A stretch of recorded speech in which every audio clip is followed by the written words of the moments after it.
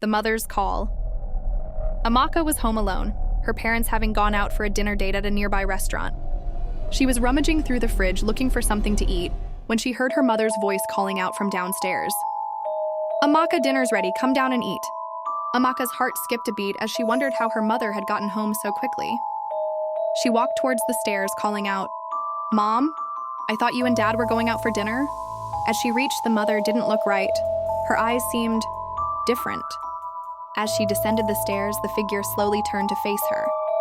Amaka's heart sank as she saw her mother's eyes were bloodshot, with an unnatural glow.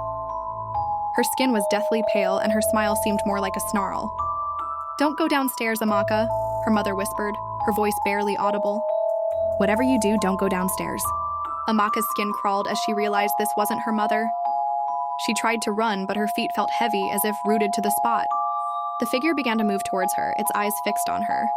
Suddenly, Amaka's real mother appeared at the top of the stairs, looking frantic. "Amaka, get away from there. Oh my God, I forgot my phone, and I just..."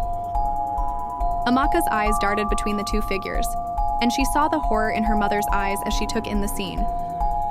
The imposter's eyes flashed with anger, and it let out a blood-curdling scream before vanishing into thin air. Amaka's mother rushed to her side, holding her tightly. "What happened? Did it talk to you?" Amaka was shaken, but she managed to stammer out a description of the encounter. Her mother listened, her face pale with fear. As they hugged each other tightly, Amaka realized that some mysteries were better left unsolved. She knew that she would never forget the terror she felt when she saw those bloodshot eyes, and she was grateful to have her mother back, safe and sound.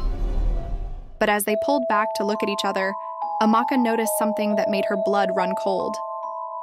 Her mother's eyes, they seemed to be slowly turning red. At first, Amaka thought it was just a trick of the light, but as she looked closer, she saw that her mother's eyes were indeed changing.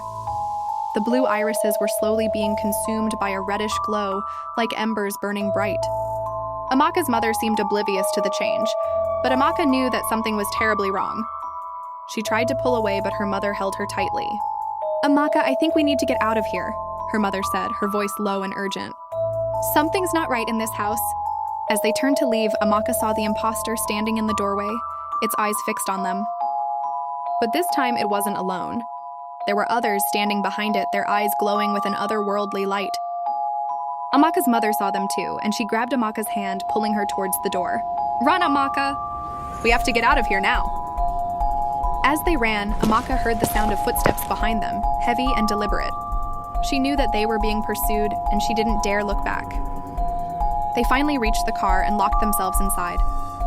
Amaka's mother started the engine and sped away from the house, leaving the darkness behind.